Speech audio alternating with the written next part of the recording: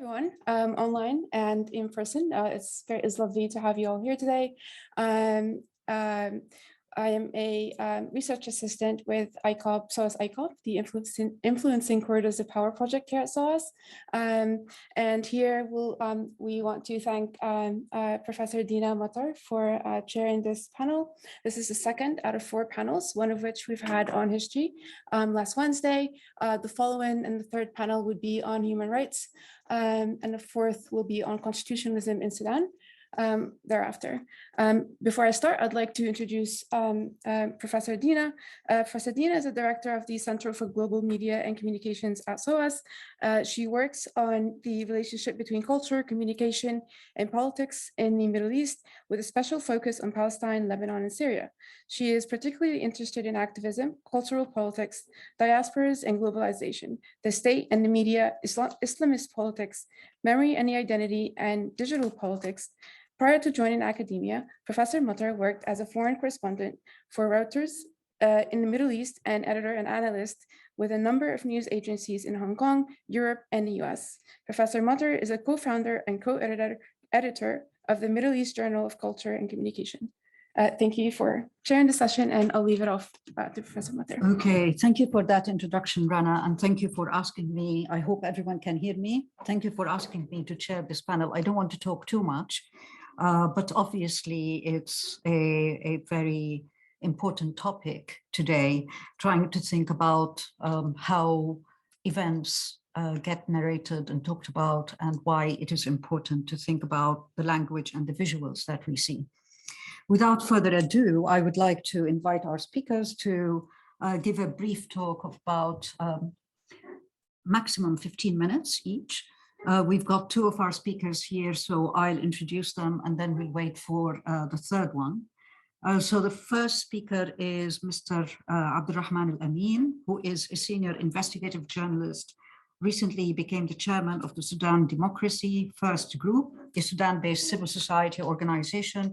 He is also director of a US-based Sudan investigative media dossiers.org. The inception of which followed the ouster of Sudanese dictator Omar al-Bashir to conduct deep dive kleptocracy investigations. So we're looking forward to hear what you have to say, particularly in relation to the tools that you use in thinking about investigative journalism in an era that is defined by surveillance at different levels, particularly in the digital sphere. And then Matt Nashed is a seasoned journalist and political analyst specializing in geopolitics of the MENA region with a special focus on Sudan. He has covered Sudan since the 2018 December uprising for international news outlets, including Al Jazeera, English Newsline magazine, and the Committee to Protect Journalists, Al Monitor, and other platforms. And he has also written policy paper and op-ed for various outlets. Can I please invite you to speak, Khaled, first for 10 to 15 minutes if you can. I think you've got a title for your talk, and then what the format is going to be once we have the speakers give their interventions, then I will come in and ask a few questions in relation to what you have to say, and then we'll open it for questions and answers. For those people who are joining us online, please put your questions in the chat box on the right, and we can, hopefully we can manage to answer that. We've started a bit late, but we're going to have to finish on time. So please, thank you, Rana, for organizing this. It's been a big project for you, and thank you, Lutz, for coming to attend as well. So there we are. We'll start with Abdurrahman. Hello, Sahala, so please do start. You're on mute.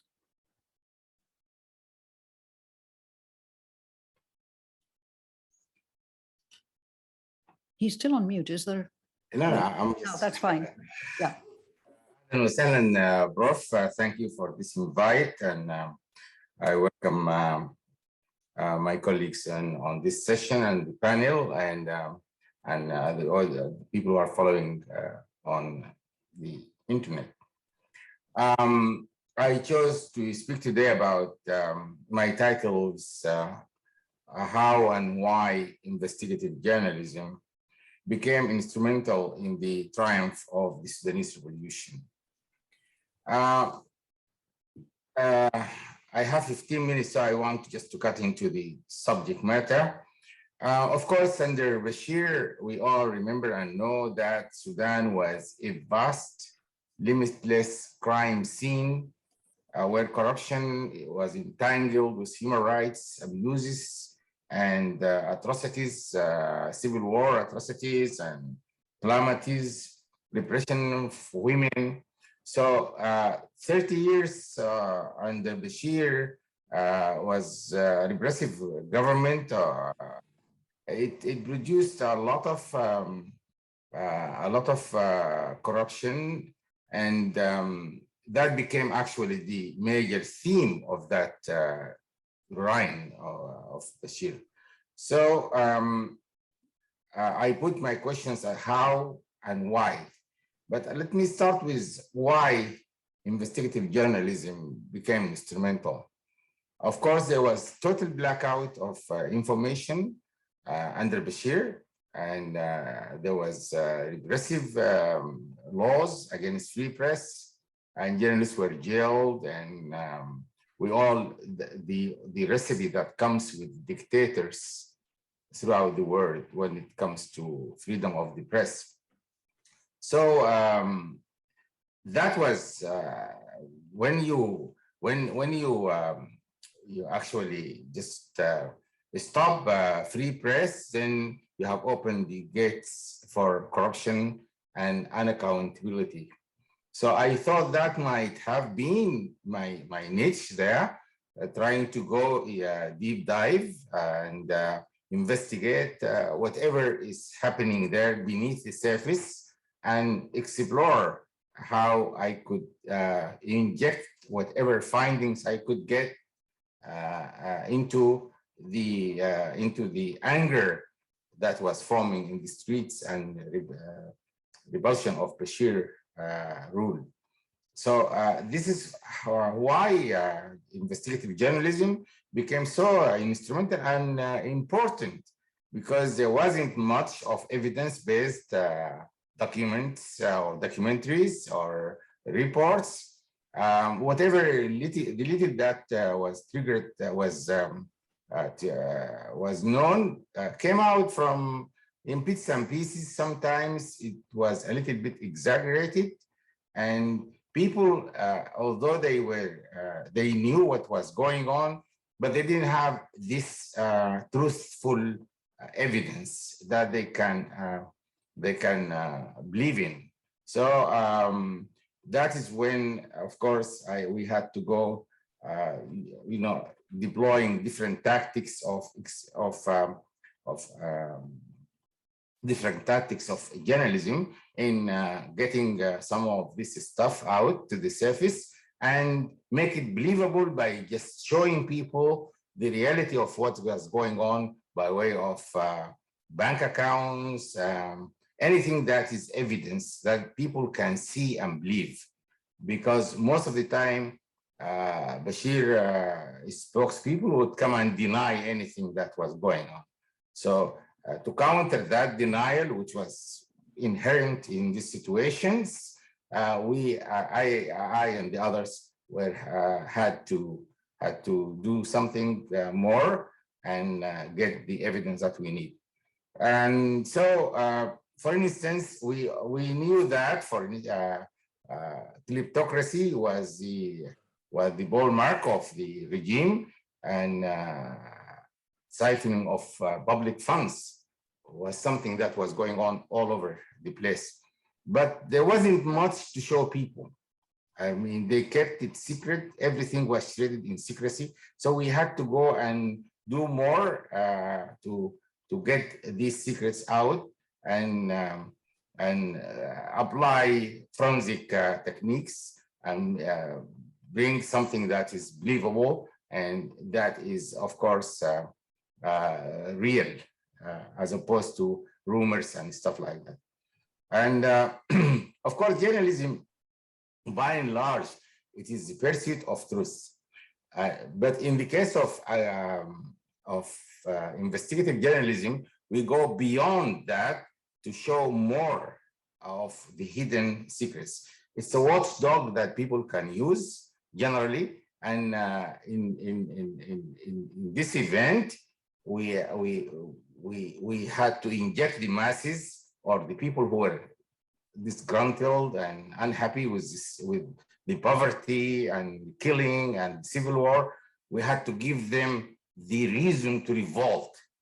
I mean, they have a reason to revolt, of course, but we have to solidify that revolt and give it a meaning. And for instance, we knew about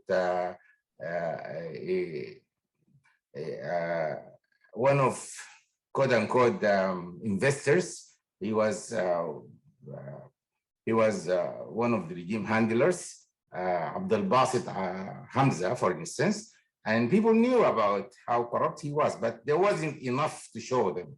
So I had to work with people who were undercover, trying to help me out in some ministries, in some circles, and give me whatever I was asking for. There wasn't much to give me because they were afraid. And but of course, it is part of this craft, is how to connect the dots. It's not like any intelligence work.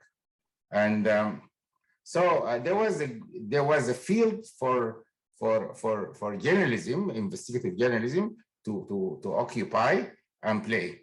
And the other part of the question is how journalism, investigative journalism, became instrumental and important in the triumph of the Sudanese revolution. It is because for a number of reasons, but the most basic reasons, most fundamental reasons, were the internet, introduction of the internet, and the penetration in the society of the internet and communication. Communication became easier past a certain age. And we all know that internet became commercialized by 1993. At that time, of course, Sudan was not part of the first world where internet started to come into use. But the internet picked up in Sudan around 2002, 2003. And that's the time when we saw a lot of people getting into social media and communicating and getting to know more about their country and what is written outside. And so this awareness, this dose of awareness kind of triggered, it kind of engulfed the country more. One of the things I would have to say about how people were quick to catch up with the internet, in 2016, maybe Sudan, we witnessed the first civil disobedience worldwide. Nothing before happened. There was no precedent of a use of Facebook to call people not to go to work, and that was done for 3 days with very remarkable success in the first day and the second day, and the third day people started going to work. So civil disobedience in the past, which was a used weapon in Sudan revolutions, and people are very familiar with it. But the first time we have used we saw the usage of the Facebook as a medium or a tool for civil disobedience that happened in 2016 to 2017. So that tells every person who is researching on the subject matter how social media played a role in Sudan revolution. And the dissemination of information became very fast, the mobile photographies and stuff like that. So for instance, sometimes I would write a report, and I come from the print side of the media, but in the past, when we write in some of the largest pan-Arab papers, like Siyasa of Kuwait or Shag al-Awsat of Saudi Arabia, it will be read by sizable number of people. But with the internet, there is no limit of the number of people who would acquire the information and use it. So the internet was instrumental in penetrating and sending a message and a big dose of awareness about the kleptocracy, about the theft that is being conducted by the regime. And also how the media became, or investigative media became instrumental. It is because we have seen other reports that came and gave us a lead. Reports like from the Transparency International, people started reading and translating what was going on. Al Jazeera, English particularly, was helpful in that regard, other Arab television. So people were seeing this, and sometimes they were following what was going on, but we had to really, as I said earlier, we had to furnish the evidence. The evidence was the weapon that we used so much in our work, and getting people to believe what was being fed to them, because you can quarrel with allegations or anything that is written as narrative, but then you cannot quarrel with figures or evidence-based reports. So by and large, I would say that the investigative work kind of caught fire with the general perception of how Bashir cronies were stealing from public funds. And one of the themes that we heard throughout the years of the revolution in the public demonstrations, things like "Maragna Maragna, ضد الأكل وعرقنا." We are out against those who exploited our sweat. So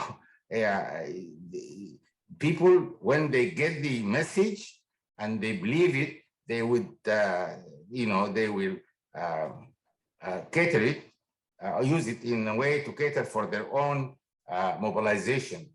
And in that event, in that regard, investigative media and others in the traditional media became very useful for the revolution. And also things like we call for the accountability. It is not only important to expose corruption, but then you have to talk about accountability. Who's responsible? What should we do about it? And that kind of, it's like, it was the start of any process of building check and balances in any society. So the exposure of corruption always, when people believe what they see, and this is what happened in the case of Sudan. We saw when the revolution started shaping up, we saw people bringing more information about Bashir cronies, and even in their WhatsApp accounts, there would be immense information that we could tap in and get more and take them sometimes as tips and leads for our work. I would stop, and I don't know how much time I have. Yeah, I think maybe 1 minute, if you could summarize. Okay, then I will stop here, and then we'll pick up again later on what you want to discuss. Thank you. Okay, thank you. And I can see that our third speaker, Khalid, is here. Khalid, I'll introduce you when your turn comes up.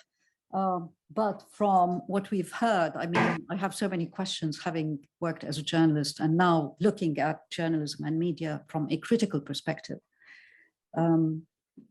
relating to, who was telling the story, what is the evidence? And again, the question of surveillance and so on.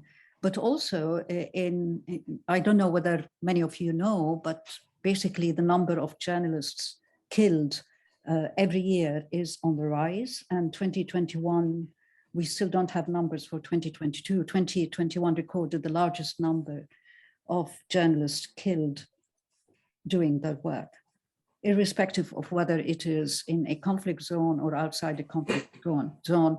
And hundreds have been harassed in different ways and kind of threatened by governments, including in the UK and in the West. So something to reflect on. But may I invite Matt because that kind of, I think, has a real importance for what you're saying, you know, sort of how do you manage your responsibility as a journalist and your personal safety and security and your family's security? How do you negotiate that? But also in particular in the situation of Sudan, which has been under authoritarian rule for a long while. Matt, could you kindly come in and again? Sure. Yeah, thank you. Sure. Great, thank you.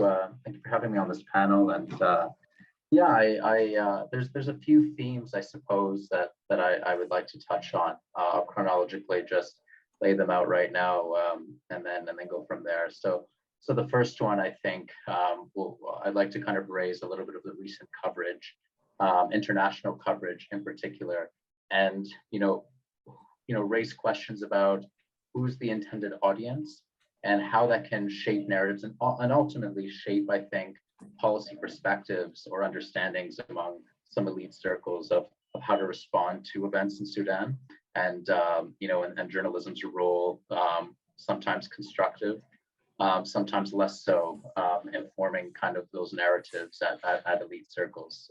Secondly, maybe discuss a little bit, I'm looking to discuss a bit more domestically of how, particularly since the coup of October 25, 2021, I'll refer to them as a junta, for lack of a better term, but a coalition of military men and paramilitary forces and other armed groups that have taken power, and just how they've attempted to try to control a narrative, or maybe not control is the wrong word, but put forward the narrative in order to try to justify human rights abuses that have taken place from there. Also looking into who's their intended audience.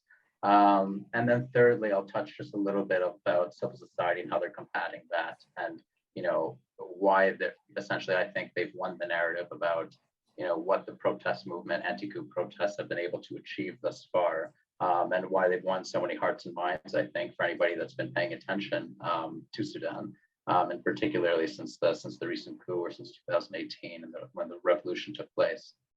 So first, on the international coverage, I think if anybody did a quick search of Russia and Sudan, I think that's where I'll start. You'll get a number of articles, clearly due to Russia's role into international coverage and whatnot, which is completely understandable for two reasons. One, Russia is a considerable player inside of Sudan, sustaining coup forces traditionally and still today, particularly one force, the Rapid Support Forces. So it's completely reasonable that is indeed the case. And two, obviously the bigger picture, because the newsworthy item for anybody that would read Sudan within, whether it's within Europe or within North America, and it's just kind of a pragmatic assumption, is the war in Ukraine. And there is some ties between them. But at the same time, I think it's about how that narrative is written. And my critique of some of the narratives or reporting about it is not the reporting itself or the facts it lays out, which generally is true from my knowledge, whether it has to do with the gold that Russia receives from Sudan, or essentially pillages from Sudan, its role in sustaining particularly paramilitary groups, its historic role with the agreements it signed with Bashir. All these things are former president or dictator Omar Bashir. All these things are true, but the conclusions it reaches are a bit oversimplified. And those oversimplifications, for instance, the conclusion that it reaches, in my view, is Russia's involvement equals the coup and anti-democracy in Sudan. And while I would say that's part of this narrative, or that's part of the story. In my opinion, that's not the entire story. And sometimes that can suddenly, shape narratives, whether it is within US Congress, whether it is within diplomats, whether it is within people that maybe they don't have, day to day, they're not following Sudan day to day, but they're wondering why they should care from their vantage point about Sudan.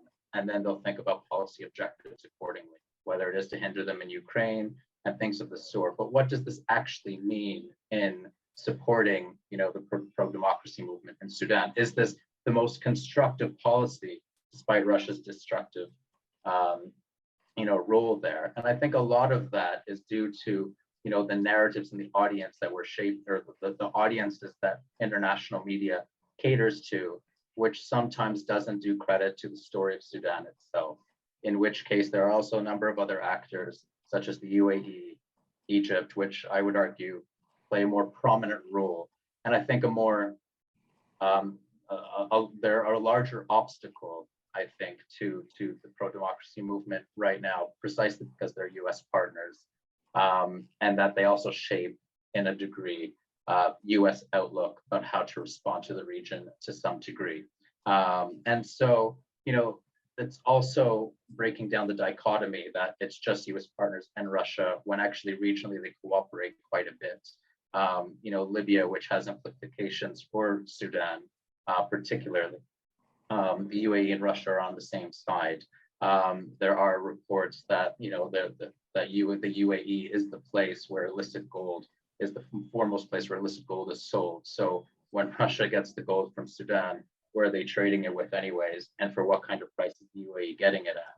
So looking at things, I think international media needs to attempt to do a better job, I think, of just not contextualizing the information, but being careful about the conclusions that we're putting out there that could then lead to, which is very possible, policies that are taking place that actually aren't, catered to what's taking place in Sudan itself, but catered to more a story that was framed for a Western audience due to Western prejudices, and due not just to prejudices, but I would argue more Western priorities, and that being the war between Russia and Ukraine. Secondly, I don't know if that was clear, I hope so. But secondly, I think in terms of looking more domestically, there's been an effort very early on, at least from what I could tell, and I'm sure Abdul Rahman and Khalid can attest to this more than I can, that the junta has attempted to try to slander the pro-democracy movement, grassroots protests that have sustained every week a massive protest in the hundreds of thousands of people, and claiming that they're not exactly nonviolent, and that actually they're youth delinquents or people that are violent and attacking security forces and things of this sort. Personally, I don't think anybody in the pro-democracy movement has at all been swayed, by this attempt by the junta to frame the protest movement this way. But I don't think that's their intended audience. I think the intended audience of the junta, when they're making these claims, is high up diplomatic officials that, due to their own security concerns, hardly ever see the protesters, even though they're living in country. And secondly, I think it's among their own rank and file to a degree. It's a bit of an assumption, but I think it's also providing a pretext with people within the rank and file of, the kind of threats that, that these protesters that they're going to crack down on aren't exactly, nonviolent and peaceful as people claim they are. So I think it has, an internal, an internal motivation, and then there's the external motivation as well. Some of these narratives, have been written particularly in, a magazine of the armed forces. It's exactly called that in Arabic, Quwat Musalaha. And they just released a recent one as early as 6 or 7 months ago.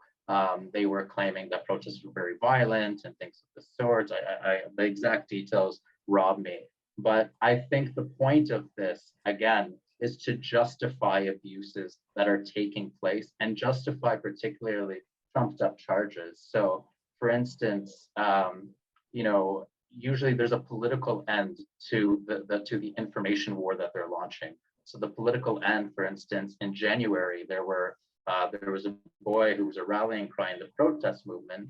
He's a boy, he was 17 years old. He might be 18 now, I'm unsure his date of birth. His name is Muhammad Adam, but he's known as Tupac to the protest movement. That's his nickname. He was abducted from a hospital. Allegations that he has been tortured when his mother and his lawyer went to visit him in essentially, solitary confinement is maybe not exactly it, but he was essentially detained and forcibly disappeared, placed within a cell. Nobody knew where he was. And then eventually, when he was located through the sources of lawyers, they realized that he had suffered significant harm, including having nails being hammered into his ankles. 3 other boys are on his case as well. They were all abducted also. And then, the day after Tupac was abducted, though, there was a press release, maybe a few weeks after this article in the Armed Forces paper or magazine, claiming that he murdered a brigadier. And so, already we saw, okay, that was step one of trying to slander the protest movement. I also saw officials come on from Al Jazeera English claiming these are radical Marxists, they're throwing Molotov cocktails, things of the sort. And so it did seem to be a not very well planned, but still intended effort to try to slander the protest movement. And not in order to, slander the protest movement in order to have a pretext to commit just significant human rights abuses and accuse them, especially young youth, of being violent while justifying the lack of any due process whatsoever. And so, these are things that also took place under Bashir's regime, of course, but we saw this resurface as well. In terms of how it catered externally, for instance, I think we could just look at the figures first before I say. The figures from what we know so far is that since October 25th, 2021, within the anti-coup protests themselves, obviously there's been a lot of violence that is politicized within the peripheries in Darfur and Blue Nile State. But in terms of the killings of anti-coup protesters, the numbers, I think, exceed 117 now. It could be, I think that's the number, it could be more. Perhaps the other panelists can correct that for me. But, in terms of the number of officers that are killed from protesters, there isn't a number for that. It's 0. So it's 117 to 0, despite allegations without any due process. And so that's what we know so far. And this is according to human rights monitors in Sudan, doctors and lawyers committees and whatnot that are documenting these deaths. But still, the recent UN report from the UN mission in Sudan claimed, I think I might have the sentence here, essentially claimed that while protests have been, quote unquote, mostly nonviolent, despite no evidence to point to the contrary. And that it's not that this is a moral question, but it's a tactical question for the protest movement, knowing that actually they're coming out through, unbelievable numbers of not just civil disobedience, but mobilization. The way they mobilize is very, very effective from community to community. And that they're doing this particularly also because the commitment to nonviolence is not to give ammunition to the narrative that in fact this is somehow an insurgency taking place or that this is going to justify a significant crackdown. I think that might be, I'm not sure, Dina, am I up for time or? Just about maybe 3 minutes. 3 minutes? Okay, great. So that this is a tactic among the protest movement that the junta has been trying to counter. But through this narrative that the junta is attempting to put forward, rather ad hocly, not very intelligently, I might say, but through their attempt to do so, and has even reached sentences within the highest levels of diplomacy within even the UN mission itself of I would think are not verified claims that there's been violence from the protest movement. And I think just even the death toll speaks to that, 117 to 0. So any inclination to suggest that somehow that this is a violent movement that threatens the security of the state or the armed forces, I do think is a role for journalists to correct that. Just because it's factually the case, but also understanding consequences if a narrative from the junta like that picks up more within political circles, because this can also justify, this is used again as a justification for just blatant human rights abuses, from enforced disappearances to allegations of torture growing. The number of missing people in Sudan it seems to be increasing almost daily. And to just, the ongoing death toll of protesters. Now, how have protesters, I think, been able to still win still defeat that narrative? I wouldn't say they're raising a narrative of themselves. I think that's also kind of embedded in the way that the protest movement organizes in itself. I don't think you can separate the two from them. So it's spearheaded by a number of neighborhoods that have their own committees. These are called resistance committees. They have people that they either appoint or elect. They're at different points in their evolution right now. And as a result, they coordinate among a number of other activities, might I say, but we're just talking in terms of protests. They coordinate weekly, massive, citywide and cities-wide, nationwide protests that take place weeks since October 25th, 2021. And before that, in 2019, they were doing that as well. And so their ability to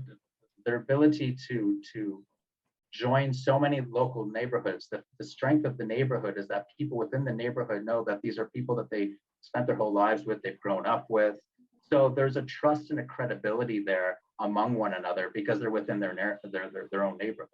And so a lot of these committees, which are, the representations of those neighborhoods accordingly, they have, their own Facebook pages where they will publish either on Twitter or on Facebook. I think Facebook's used a bit more. But they'll publish statements. They'll publish, videos of just exactly what took on. You'll see videos being posted from neighborhood to neighborhood. For instance, in Burri, you'll see in Burri just the regime is claiming that they were under attack, or the junta is claiming that protesters are out of control. And then you'll see a video of just, a military convoy running over people, or people being abducted.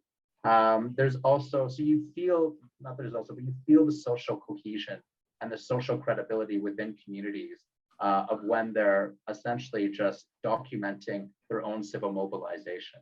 So it's just a real-time documentation, but happening on the very local level. And because there is that social cohesion within communities and that trust between communities, then people believe, and as they should believe, that these are not doctored videos, these are the real thing, and this is actually what's taking place. And I think actually what that does is that also fuels the demonstrations even more. It's because of the social cohesion. People see that there's members, within their community that are, that suffered, grave abuses or been killed, and that fuels and that's the ammunition for people to brave violence even more coming out a week after that. So I think in terms of how they're retaking the narrative, I don't really like that word, but how they're defeating this strategy of trying to slander the movement from the junta. They've done that very effectively, but I think the reason it's so effective speaks to the trust within communities and between communities in Sudan that are leading the pro-democracy movement. Thank you, Matt. That was fantastic. And I agree with you about the ways that communities have been using social media. And, this is a term that we use in media, which is citizen journalism, but also it's community based information that comes from stories from people and events. And this kind of poses challenges to journalism, but at the same time, it is my belief that it enhances traditional journalism in different ways. I now want to invite Khaled, and maybe I'll ask someone to come and do the screen for me. Khaled Albay is a Romanian-born, Qatari-raised, Oslo-based Sudanese creative political cartoonist. I'm really excited that we've got, different form of journalism. And cultural producers. I don't know, I can hear something.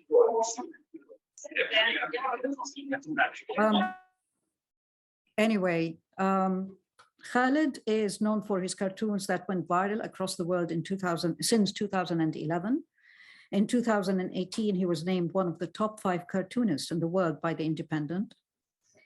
in addition to 2 books in print. One is called Khartoum, a pun on cartoon, I guess, and Sudan Retold 2018, 2019, respectively. Khalid's cartoons have been published widely in international publications, including the New York Times, the Atlantic, NPR, and the BBC. He works and has been part of numerous solo exhibitions and biennales, the last being acclaimed hidden sound installation in Documenta 15. Might want to talk about that. His written social and political commentary has been published in various newspapers. He has also participated in television and news programs worldwide. And he is the founder of several cultural projects, including getfada.com, sudanartistfund.com, and sudanartanddesignlibrary.com. Welcome, Khalid, and looking forward to hearing what you have to say. Just to say that you've got 10 to 15 minutes, and then we will have questions. So, ahlan wa sahlan. Assalamu alaikum. Thank you for having me. I'm in the library, so it could be a bit noisy. So yes, my name is Khalid Al-Bey. I'm a political cartoonist and artist. The reason why I started with cartooning is because it's the easiest form for me to deliver a message. So it's very close to the community and is very trustworthy as well. So it speaks to all ages. So I could speak to, I have a discussion with a professor, and I can have a discussion with an 8-year-old. And when you say you're a cartoonist, automatically people smile. Unless you're a dictator, then that doesn't work. So satire is a very dangerous game, because in cartooning, when you do a cartoon about a certain situation, or especially about a dictator or an authoritarian regime, it breaks the only thing that they have, which is fear. They rule on fear. They don't rule on respect, and they don't, of course, rule under law. So when you say that you're not afraid of them and you don't respect them, they need to correct that, and for that they will do anything. And this is the issue for Sudanese cartoonists as a whole. That, of course, under the dictatorship for 30 years, even with the few openings of freedom, quote unquote, that they had during these 30 years, it's been nearly impossible to criticize the regime or go after the main people that you want to go after, unless you're willing to pay the price. And your editor even wouldn't let you do that, of course, because they let you print. I remember that even the last days before the revolution, they will let you print your newspaper, and then they were confiscated. So the publisher will lose money, you will lose money, and of course the editors wouldn't let you, wouldn't take that chance again. And I think this is the point where a lot of the artists and a lot of the cartoonists kind of turned away from that in Sudan, sadly. But what came was the new generation, and what came was the art that's also closest to the street and closest to the community, which was graffiti. And a lot of these cartoons became graffiti in the streets. So it went from the papers, the newspapers, it went to social media, which was also an opening, but it then became a question of security as well, because they will go after you unless, of course, and then it became on us, the Sudanese of the diaspora, the artists of the diaspora, the journalists of the diaspora, to do more. And then it took to the streets, like during the revolution or after, a little bit before the fall of Bashir. Anywhere you go, and until today in Khartoum, anywhere you go, you'll see the slogans all over the place, the catchphrases, the punchlines.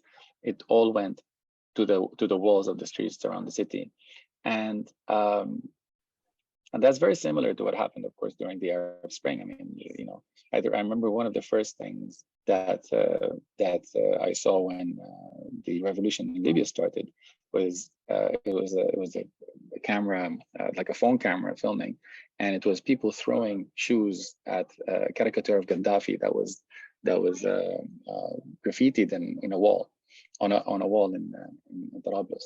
And you know, if people take the time to do a full-on wall, a cartoon on, you know, during that time, that means the security is gone. You know, the system is gone.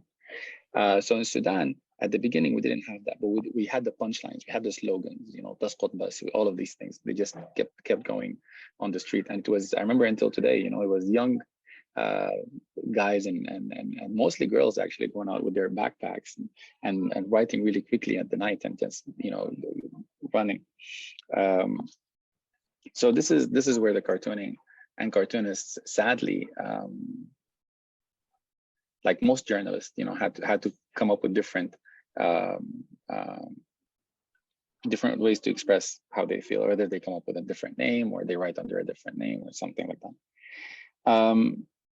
After the revolution happened, of course, there was a huge boom, and you know, the art was a huge part of the revolution as well, in terms of music and, you know, all of that, and cartooning was a part of that as well. So you had a lot of animation series that were talking, and still actually until today, they're talking about a lot of the political situation in a satire kind of cover. But the interesting thing for me was the comeback that the Kazan ruled, or the Omar al-Bashir party, the National Congress, and even the junta right now, they're also using it. I haven't seen any real cartoons that come from their side, but it's always kind of recycled cartoons from American cartoons or whatever, that they take and they use the art, but they just take away the bubbles and they write what they want. So they're of course, you know, they're forget about copyrights, of course. So they're you know, they're using that, and because they don't have anyone on their side, so they're using it and they're pushing it on social media, and they're pushing it on WhatsApp, on the WhatsApp groups and so on. And this is kind of how they're getting the you know, the narrative back, you know, through the jokes. And this it's almost the same as the way Trump was dealing with things as well. You know, they call everyone in the freedom and change movement, they gave him a name, or they gave him a nickname, and this guy did this and this guy did this. It's kind of exactly what Trump was doing, and they used these recycled cartoons to kind of push that even more, and with no comeback. Because most of the artists are in Sudan, and most of the artists can't, you know, because of the security and stuff. There's no real comeback at that, even though there is very few cartoonists that are doing incredible job from within Sudan itself. Of course, you know, for me, the revolution in Sudan was it was kind of like a dream that came true. I never thought it will happen, because we were, you know, in 2013, and then again a few times after that. So by the time that this revolution happened, I was in a state, because of my position, you know, people know my work internationally and so on. So I was pushing a lot of other people's work. Of course, because I'm not in Sudan.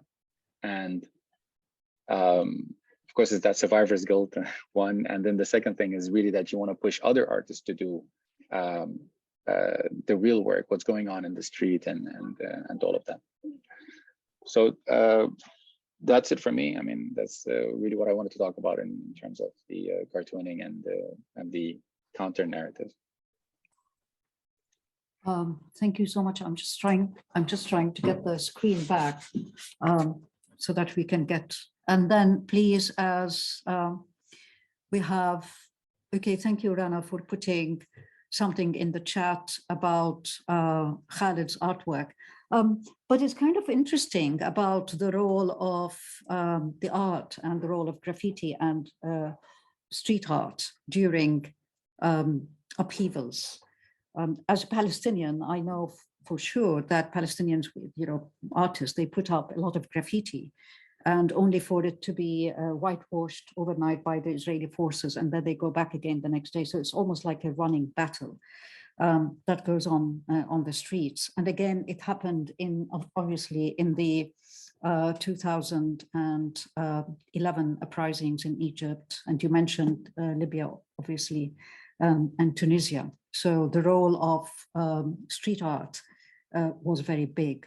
And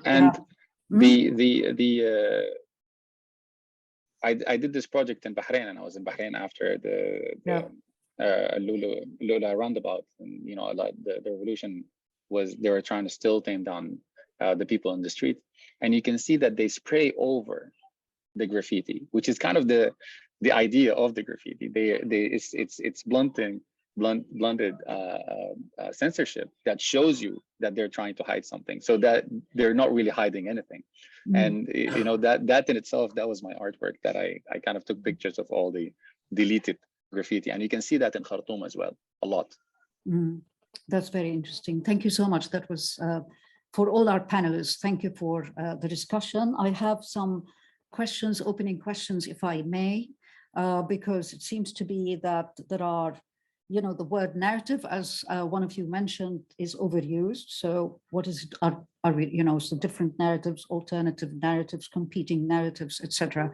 And I do agree that the term narrative, what does it mean? You know, are we talking about language? Are we talking about story? Are we talking about image? So what does it mean? And you know, what does it mean to different people?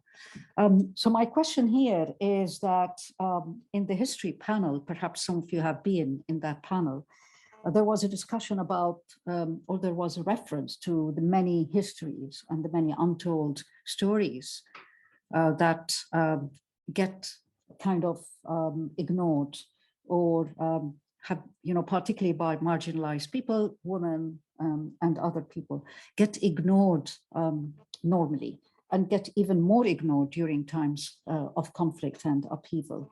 So perhaps the panelists, any of you would like to reflect on your own experiences in terms of the time, you know, the stories. Whose stories did you engage with? You know, who did you go to? So in other words, you know, for someone who has worked in journalism, we always talk about our news sources, and we often used to go to kind of government sources as being the most important legitimate sources that you use to try and put forward a particular view of what's going on. But that has changed, particularly with social media. And so what really drove you would be interesting to hear, you know, on a personal, on a professional level, what really drove you to speak to people, and who did you speak to? Did you try and engage with the marginalized in different ways? So anyone who would like to answer that from the panelists, or, you know, you can speak with each other, or one of you can start, and then we can move on. I can speak for myself, and then we can go from there if the panelists are okay with that. For me, you know, I've always been interested, regardless of the context I work in now in Sudan, of how national and geopolitics, you know, how policy on an elite level, we can say, affects day-to-day human lives. You know, for me, it's really that simple. And so for me, I start with the day-to-day, and then I'll go up to the elite level. So as you know, so I do it the other way around, as opposed to getting first, because the first point of where your story starts is where your bias starts. You know what I mean? It's like the first, you know, something that happened, that's your departure point until proven otherwise, you know? And so for me, the most verifiable thing of what has happened is who has it happened to. It's just kind of a logical conclusion, you know? So if there was a number of people that were beaten at a protest that took place in this neighborhood, and it's a close community, then I'll go to that community and I'll speak to the people that particularly were beat there. Then you see if you can corroborate it. Who else can you speak to? Is there videos of it? Whatever you can, and then you start to realize, okay, you're getting a framing of events of something that took place in this moment. For authorities, you know, whether they're on an international level, whether they're on a national level. I mean, in journalism, everybody has a right to respond, and sometimes when you do call the authorities, in some contexts, they might give you something that raises another question for you to go and check on again. Other times, they often have something to hide, so they just don't want to answer you. Or they see that you were just, kind of sticking your nose in a place that they don't want you to be in effectively. And so for me, it's coming from a place of accountability, seeing what has taken place, and then from there going and on a national level or sometimes on a higher level and raising those questions to these people. And I think sometimes the biases that we still have, I think, are less towards, I can say this for myself, reporting and Sudan reporting is less towards the national authorities or even international governments, whether it's whoever it might be from the US or onwards. I think the biases are shaped a little bit more, who we give more the benefit of the doubt to intergovernmental organizations. And I think this is something we need to be more critical as journalists as well. When we're speaking to, UN agencies or WFP or things of this sort, I think we need that same critical eye. Not because I think that they're concealing things or things of the sort, but at the end of the day, they don't exist within a vacuum. They exist within a political structure, and they're administering decisions within this political structure. It requires critique as well. And I think one example that I raised from previously was how I personally had my eyebrows raised a little bit reading the former UN report of how, contrary to what I have seen, for most protesters were peaceful, suggesting that some were not. And I think, through a mission, this is something where we need to have a bit more of a critical eye in regards to intergovernmental organizations that are popularly seen, I think, as, okay, well, the UN doesn't really have an incentive like the US government to lie to us, or like the Russian government to pander disinformation, or like the Israeli government, for instance, or things of this sort, right?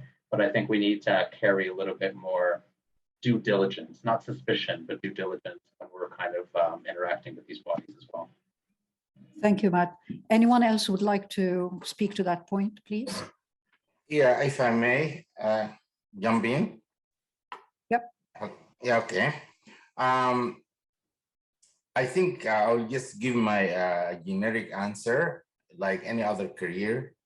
I think journalism starts with interest, and then you look into your interest deeper, and you choose what is available and how you can enhance your capabilities and make yourself better.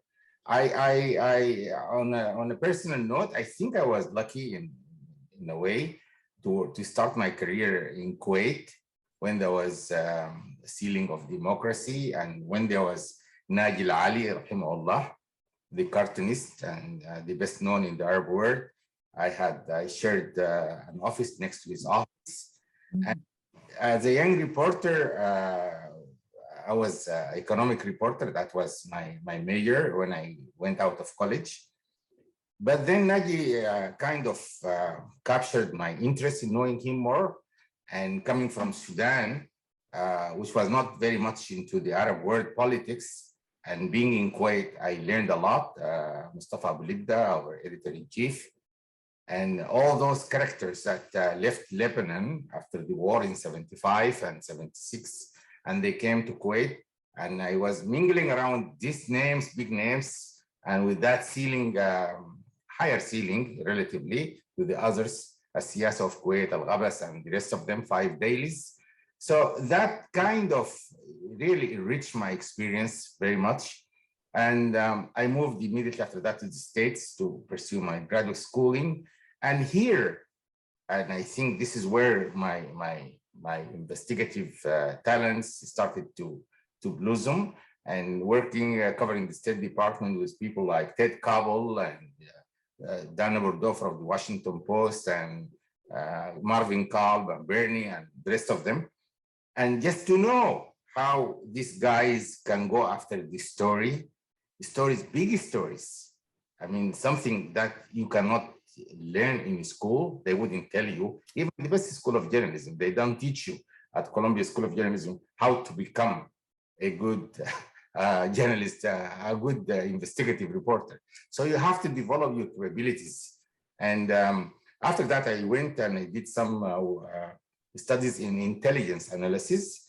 I think journalism and intelligence, I mean, is investigative journalism and intelligence, they share a lot in common, and especially by way of connecting the dots and going deeper beyond what is available and coming up with your own research and tactic on how to go around the story.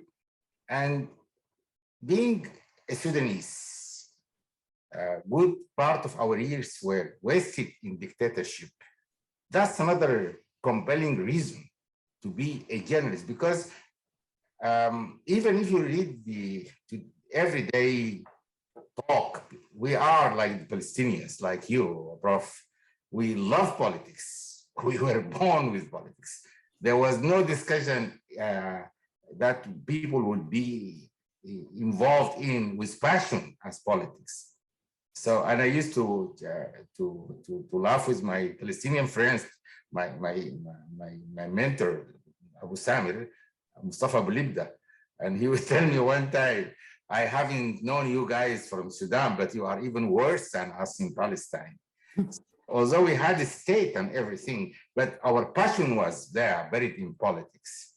And so journalism, the side of investigative work, I find myself more into it because it gives people or empower people with something that they don't have.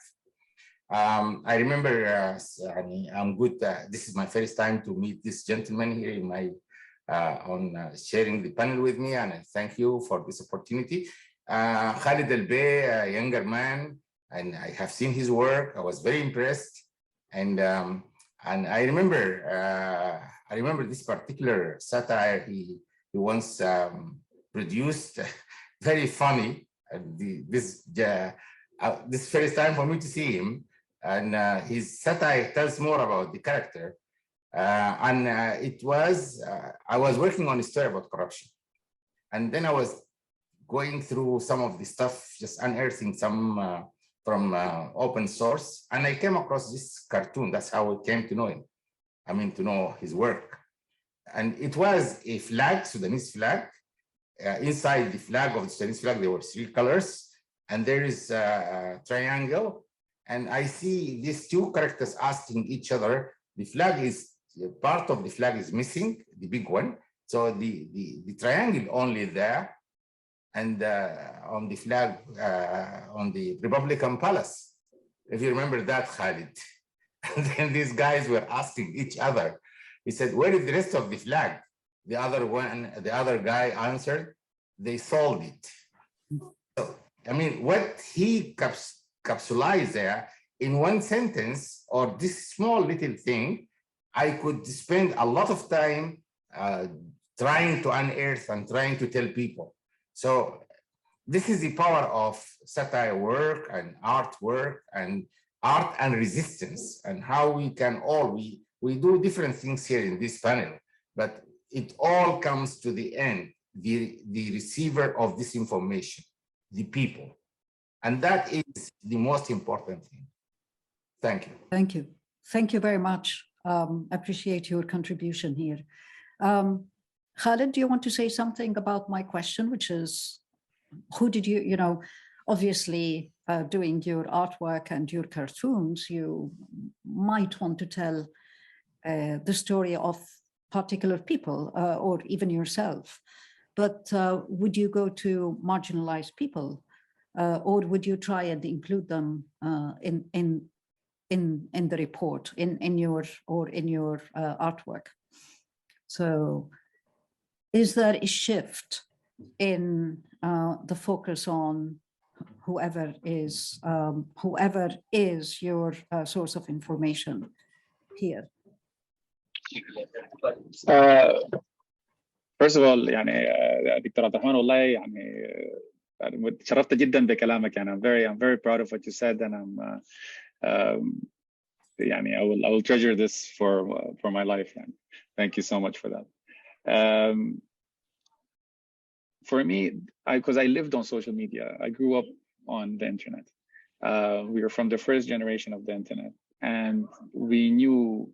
I know a lot of the people, a lot of the artists that I work with, a lot of the people that I collaborated with, I met online, and some people I haven't even met yet.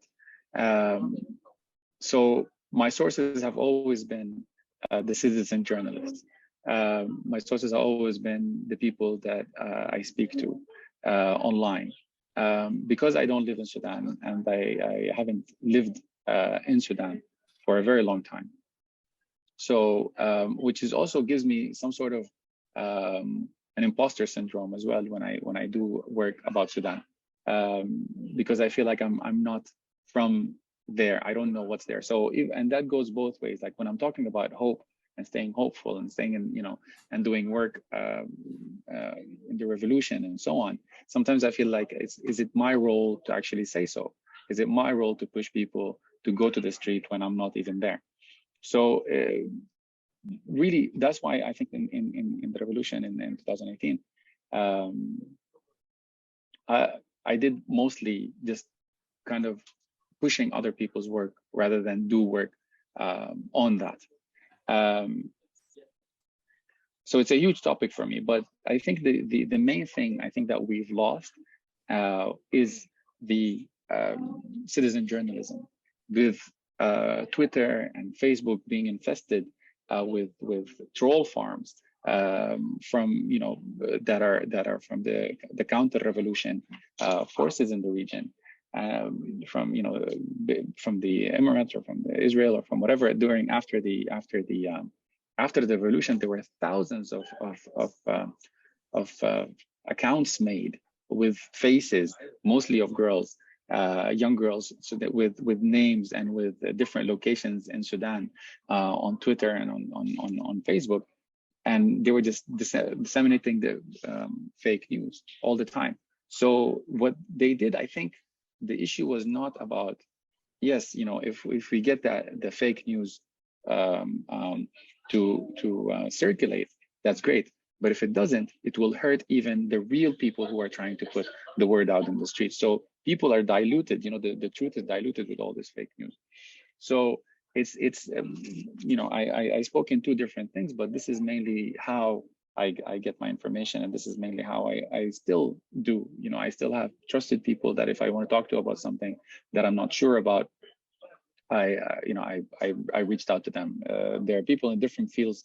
They don't have to be journalists. They don't have to be people who are even into politics sometimes. So when I do something, I really reach out to quote unquote the average Joe to see, okay, so what do you think about the situation? How does this go? What do you think? And that and because I don't work only in Sudan. I work on different issues around the world, and that's the freedom that the internet gave me.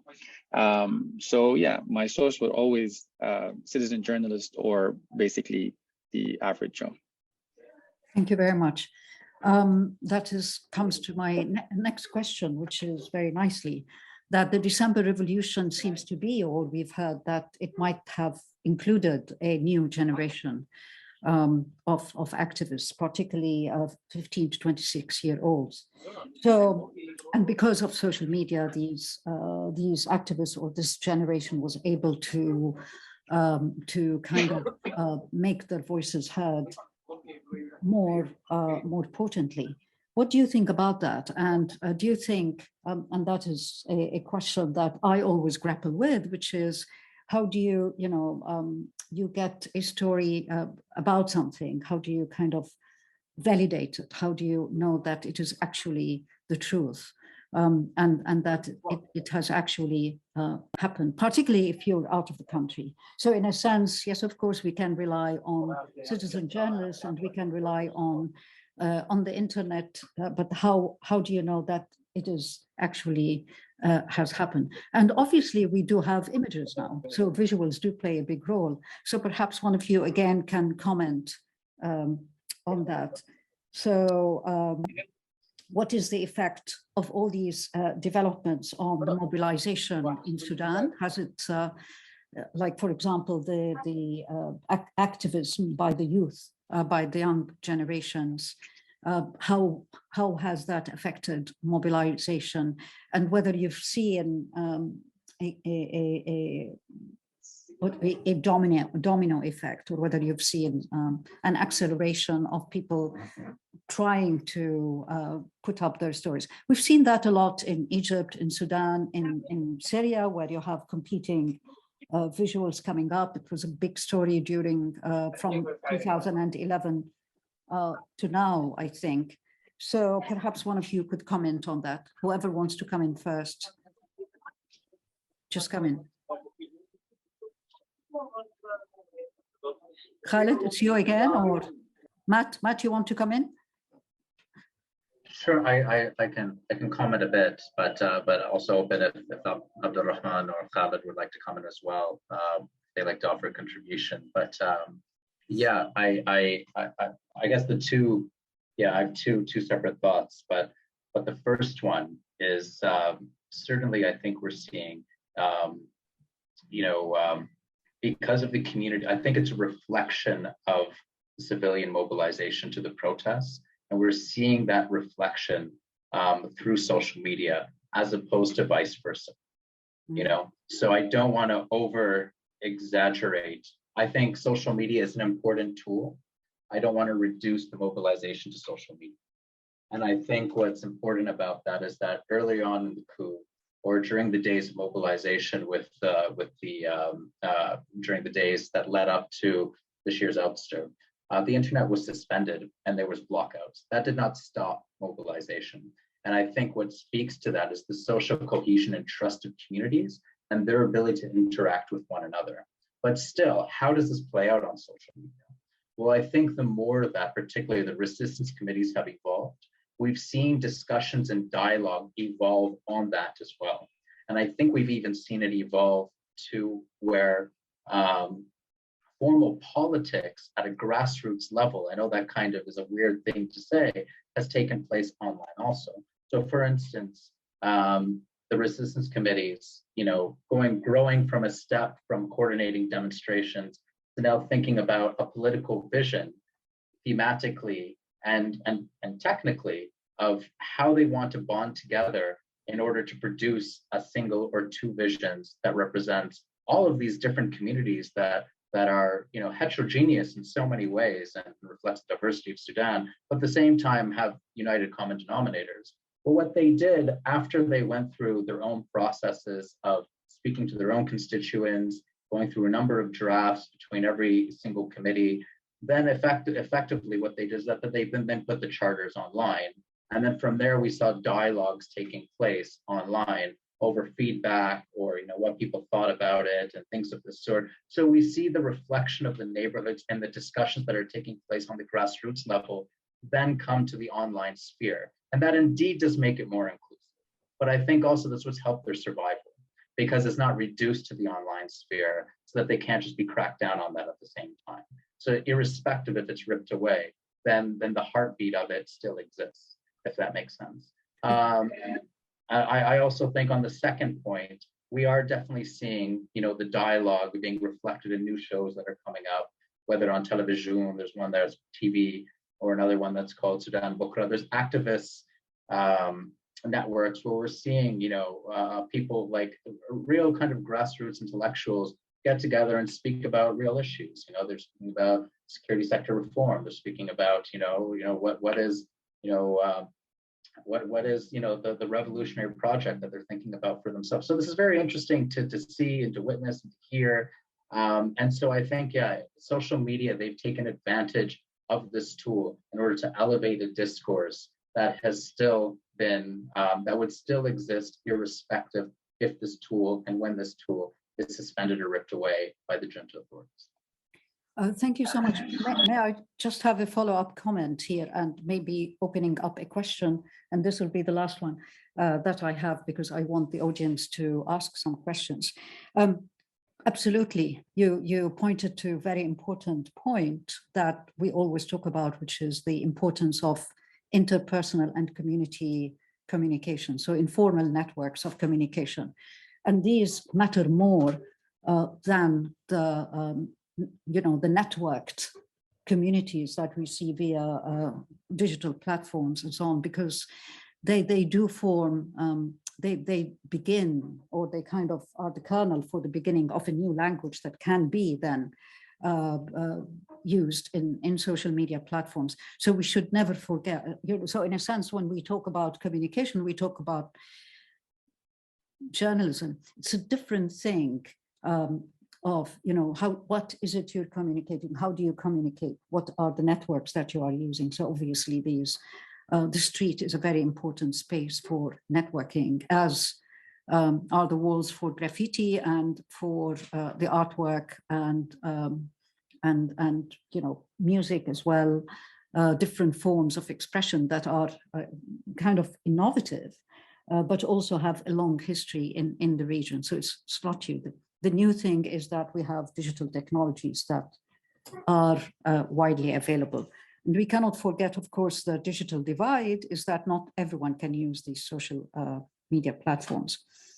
But I want to kind of move on and ask the last question, which is, do you think that the popular, anyone can answer, the popular image and imagination of Sudan has changed following kind of the expansion or the explosion in,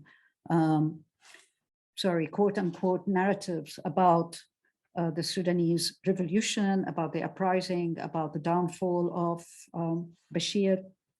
Do you think, the image of what Sudan is, it's something that we at SOAS talk about a lot, which is the eternal imagination of the global South in the West, how the global South is imagined as being, violent, prone to conflict and disasters and so on.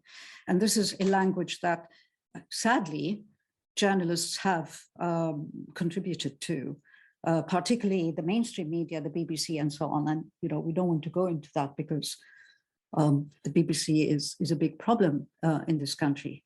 But, in a sense, do you think that there is a shift in the popular imagination of Sudan and the Sudanese people? I remember one of the key images was the image of the woman wearing white. And, all the Western media was just commenting, wow, women can be seen and heard. So it was really, for me, growing up as a woman in the Middle East, I thought that was, we've always been there, sort of, in a sense. So, but what about the popular imagination? Do you think that there has been a shift? And perhaps make the answer concise, because I'd really like to open up to the audience. If I may jump there, please. Yes, of course. Thank you, Prof. I think you just said something about that picture. It's not only a woman wearing white, it's a woman on top of a car. I mean, how would a woman climb anything? I mean, that culture that produced this woman must have something special about it. And that was Ala Salah, that face, a young lady, educated, and she was there to give a speech. Because she didn't have anywhere to stand up so people can see her. So that was the image of the revolution. And I have to say that this revolution kind of touched the pulse of the Sudanese, who were very, as I said earlier, very much plugged into politics or to politics. And this revolution is accumulation of generations. For 30 years, Bashir was ruling, and for there were kids that were born during his reign of power, or his ruthless hold of power, but they didn't have a chance to go into administration. I remember one of my nephews, he called me up to tell me that he was so happy to go out first time in his life to demonstrate. I mean, this is a virgin throat, never said a word about anything. And all of a sudden, he is out demanding something that he never experienced. So, I mean, and this guy, this nephew, was 22 years old. For 22 years, he didn't experience going out in demonstration, unlike my generation or other generations that came between Nimeri and whatever, independence of Sudan. But there is something else that you said about where do we get our stories. I want to say it is not where we get our stories. We get it from the daily happenings in Sudan, the daily life. But how do we make them credible? How do we make them credible and believable? In the, I think Khalid mentioned, and Matt also alluded to this point, it is a busy, noisy universe now with fake news, internet, and so how can your story or your cartoon or your analysis, in the case of Matt, or my report, how can they get the audience that we want to have? How do we make them credible in this big noise? Okay, so to make this, to make it more concise, for instance, in 2013, we had a real revolution, but that was put down by Hemeti and the rest of them. People were calling for Ya Khartoum Thuri Thuri Thuri Len Yahkumna Liskafuri. Oh Khartoum, wake up, something like this. We are against the rule of Bashir. When this revolution came in 2018, 2019, there was a call, Maragna, we are out and about. ضد الأكل وعرقنا, against those who exploited our sweat. So from asking people to rise to going out, and in between these years, 6 years or so, there was a lot Khalid was putting out there. There was a lot I was putting out there. There was a lot where our colleagues in different branches of the media were putting, Matt and rest, and people were using this information. So it became advocacy platform, if you will. This is role of media. We take our stories from the people and we process it and we give it back to the people in the best shape and form. And that's how they use it. They become consumers of our products. I don't want to take much, but I will give a chance to Khalid. Khalid, you want to come in, or shall we get questions from the No, audience? I'm okay. We can move on. Okay. Thank you so much. That was really great, Abdulrahman. So we have a question here, and we have a question from the panel, but I'll first take the question from Lutz.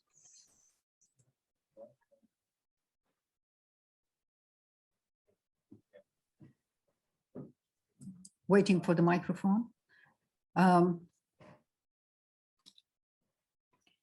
So shall I ask the question from the panel?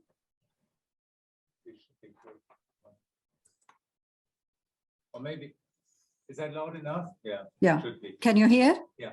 Okay. Yeah. Thank you so much for this really compelling and insightful sort of sharing of your professional approaches and analysis. I think that there are a number of, really important takeaways.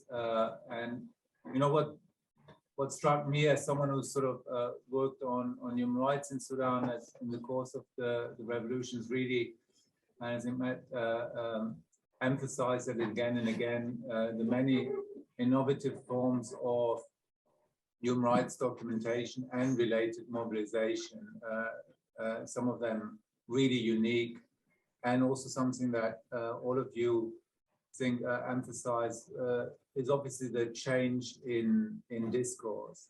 And what we've seen is sort of an emergence of a radical new voice. Obviously, that's also, I think, a major generational, shift in the public discourse. And I'm now coming to sort of the heart of what I want to ask all of you really is, what challenge does that pose for journalists and journalism in Sudan? What are the changes in the new landscape they have to professionally grapple with? As Matt already raised that, you know, the preponderance of policy debates in media fora, which also in the political discourse previously has been very mooted. So to what extent do journalists, so to speak, need to wise up, need to also be more critical in their analysis, need to take a stronger interest in policy matters that have previously perhaps not been as prominent in the debate? Thank you, Lutz. Anyone would like to answer that? I could offer a bit of feedback. I mean, I also do some analytical work personally, so I feel more comfortable kind of getting into policy. So that's I think that's individualized with me. I think generally with journalists, a friend told me this recently. I think sometimes, and I'm sure Professor Dina, you can attest to this as well as your long career as a journalist. Sometimes working for some platforms that are trying to pin a particular article to other more global events risk oversimplifying, I wouldn't even say nuances, but basics of the story in the country that you're covering. And whenever that takes place, then you risk doing a disservice to the public interest. And particularly, I think in countries like Sudan or, places that aren't demanding coverage day in and day out, maybe say like, just like other places, maybe Syria in 2011 or Ukraine now or things of the sort.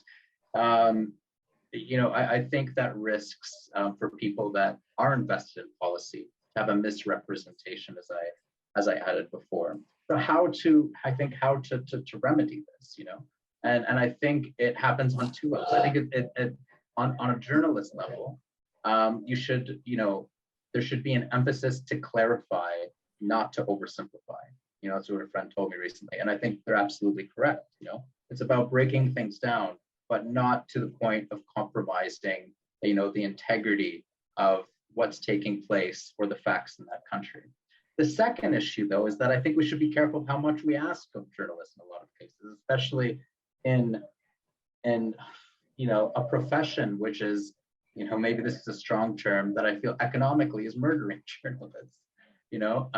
I think in the same respect, there's structural issues that we need to look at in terms of, how the media is run, newsrooms particularly, what people consider to be a story, what audiences are they pandering to when we're looking at this more from a colonial lens. Can we just do justice to the story itself and its regional context? Or do we always have to find an end to what is our perceived prejudice of what the British public will be interested in or what the Americans will be interested in? And for me, that's always a perceived, prejudice because, when you're reporting anything, I always believe if the story is important and it's relevant and it's interesting, people will read it. Maybe I'm naive. If it's not those things, then and you're trying to cater to a perceived audience, they're not going to read it anyway. So that's how I kind of come from it.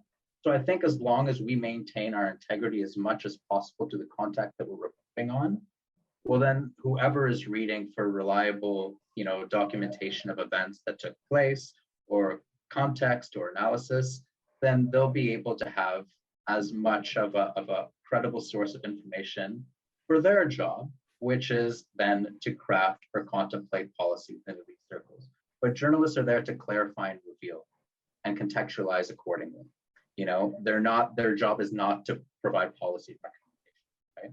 But we also have to make sure that, the events that we're working with as much integrity in the structure as possible so that we're not actively contributing to a misreading of perceptions of what's taking place in the country that we're reporting from. I think that's how, that's personally how I feel about it. Can I just clarify? I wasn't meant to ask journalists to turn into policymakers, but it's more that within Sudan in particular, to actually engage more themselves in the level of policy and analysis that the resistance committees in particular have if you like, brought to the fore now and pose a challenge perhaps to maybe more conventional modes of journalism in Sudan?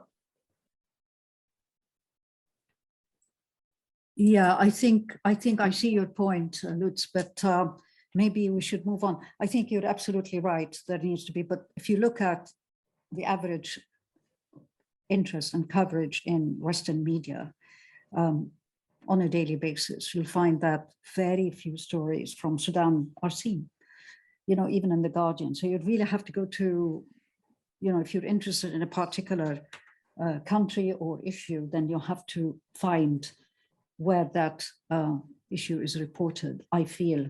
And that's always been the case. And I think Matt did mention a very important point, which is it's a very difficult profession at the moment because of the various pressures.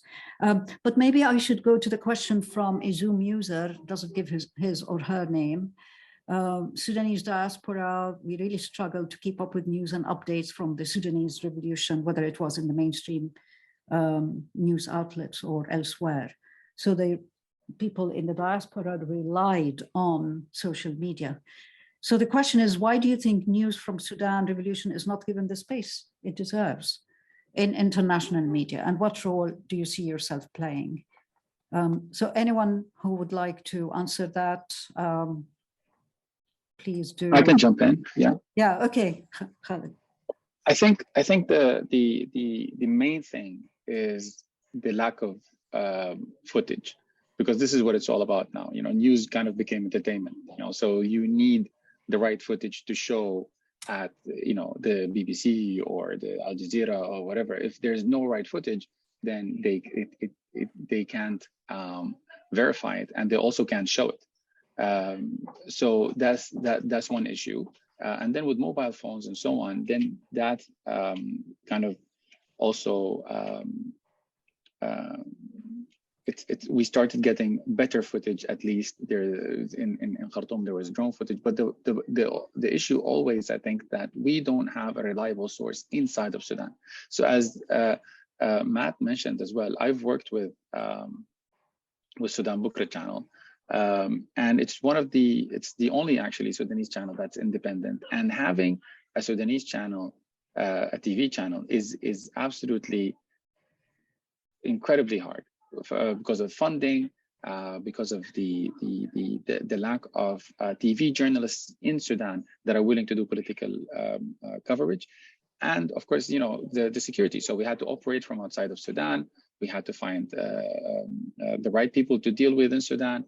And of course, you have to pay people, because it was generally it was an activist brand channel, and that would not be entertaining enough, or would not stand ground in this noise of the media that's going on right now. So it's still happening, and it's running on individual efforts. It's running on some grants from international government, different organizations. But it's an immense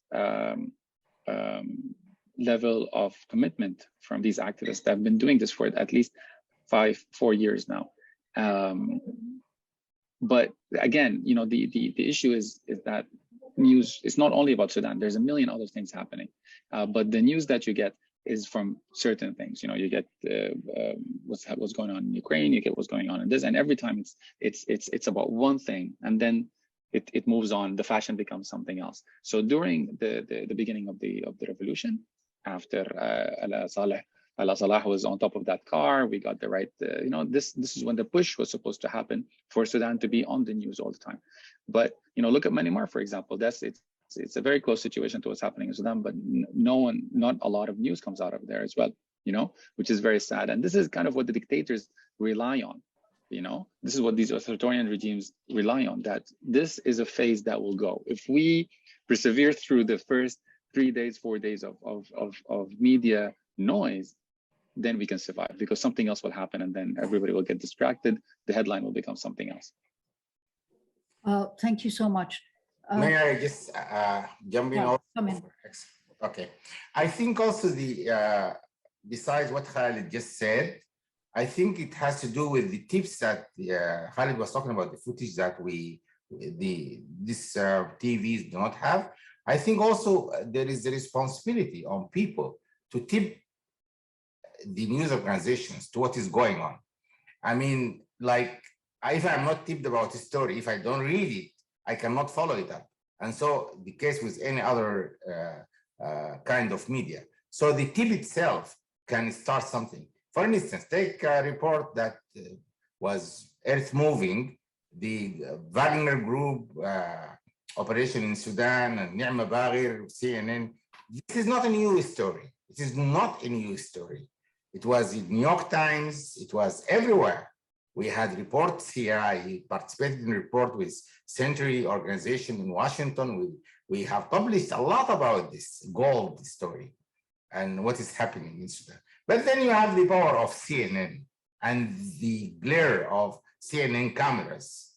And we have to make sure how to lure them or to talk to them about coming to cover the story. Back in the 80s, there was a big story out of nowhere. The story of starvation, the story of hunger in the African Horn. I mean, we saw people just going aimlessly, Ethiopians and the rest. So the story has to be compelling to be covered. And to be compelling, it has to have it has to have some picture, something that can lure the editor or the assignment director to send his cameras to that particular part. There is also another thing we should not forget it, which is the role of the people in the diaspora themselves. What is their role? Are they going to sit there and be recipients of information, or can they help to disseminate information? I think that is another part they should play.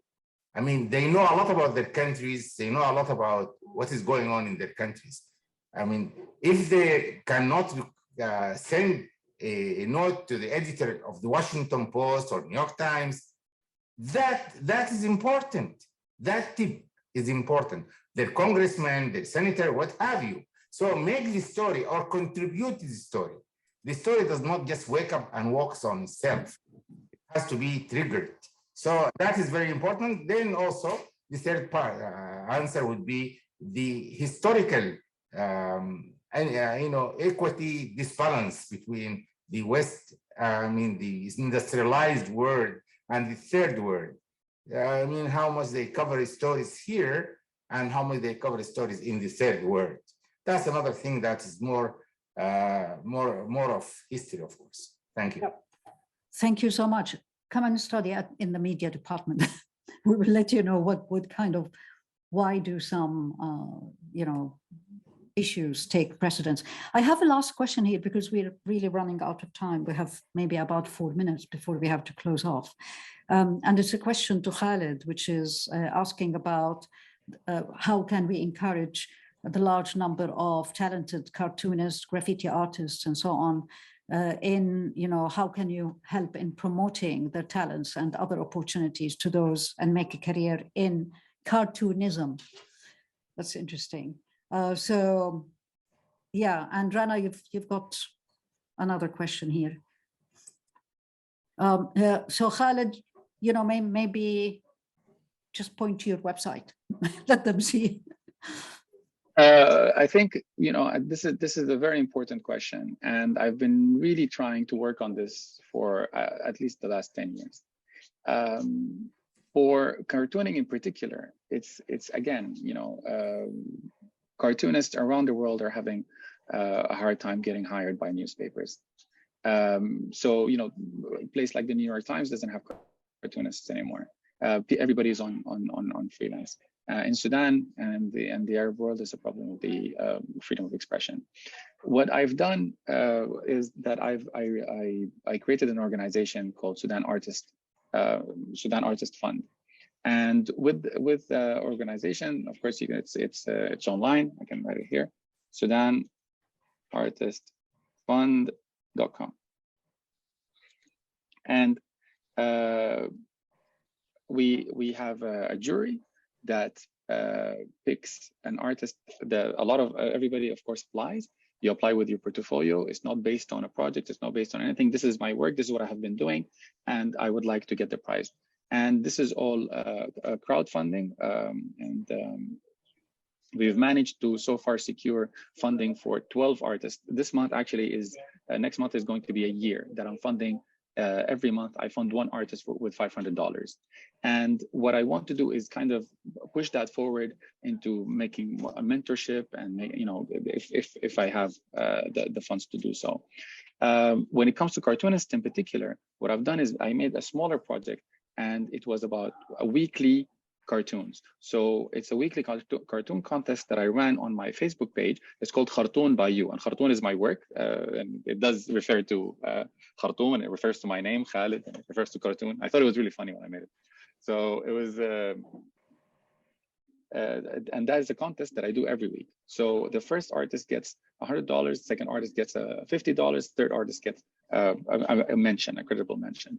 And you would not understand the amount of talent and the amount of amazing cartoons, amazing talent that applied to these the cartoon contest every week. Sadly, I don't have the funds to run it anymore, but this is the issue, you know. And the reason why I made the Khartoon Artist Fund was because I was in contact with artists that were doing graffiti, were doing video work to archive the revolution at the time, and suddenly these two guys disappeared. I couldn't find them anymore. I'm calling them, I'm texting them, I'm contacting them online, and I couldn't find them.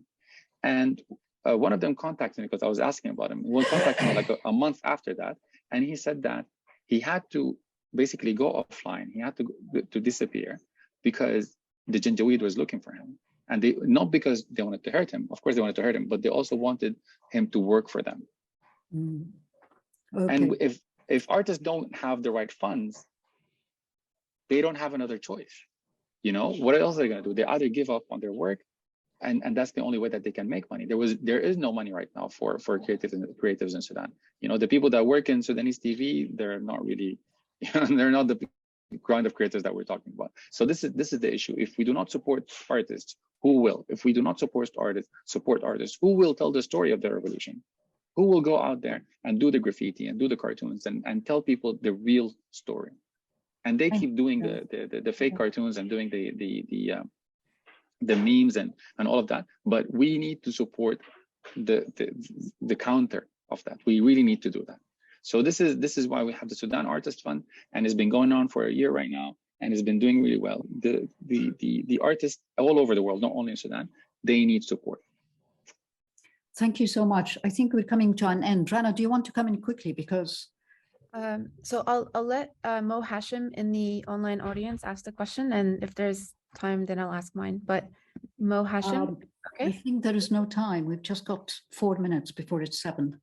Mo Hashim, where is Mo in the audience? I'm here, I'm speaking. I don't know if you can hear me, the audience or not. This has been quite a very refreshing panel.